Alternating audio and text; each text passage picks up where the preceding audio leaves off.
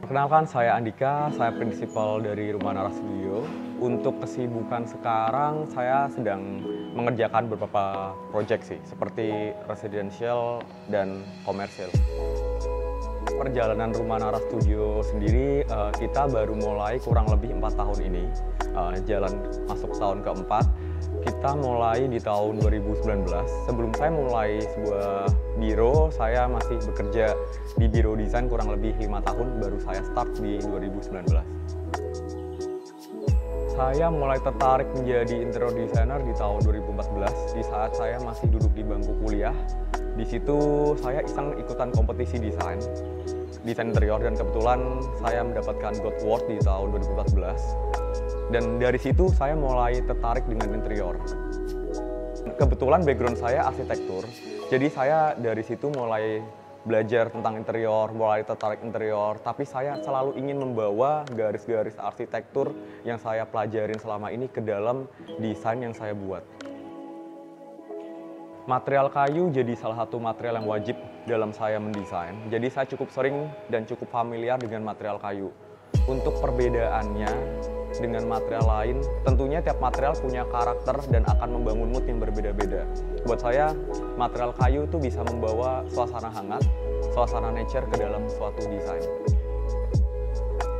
Untuk pengalaman paling menarik saya menggunakan material kayu di saat saya mendapatkan kesempatan mendesain sebuah showroom di Jakarta Selatan. Di situ saya diberi kesempatan untuk mengeksplor texture dan mengolah si material kayu tersebut ke dalam elemen interior dan mengolahnya menjadi berbagai macam detail. Engineer wood flooring saya sering sekali pakai, terutama menggunakan produk TK. Saya dari awal saya mulai berkarya, berapa kali saya menggunakan engineer flooring dari berbagai merek, salah satunya juga TK. Buat saya TK salah satu produk parket yang cukup menarik dari segi material, kualitas, dan juga saya cukup suka dari berbagai macam pilihan teksturnya. Dan itu sangat masuk ke konsep desain yang dibawa oleh Rumah Nara. TK selama ini cukup puas dan saya cukup suka dengan teksturnya, dengan servisnya TK terhadap kita sebagai desainer dan klien cukup baik sih selama ini. Dengan koleksi baru TK, menurut saya cukup bagus sekali karena dengan grade yang lebih tinggi, jadi mata dari material tersebut lebih sedikit.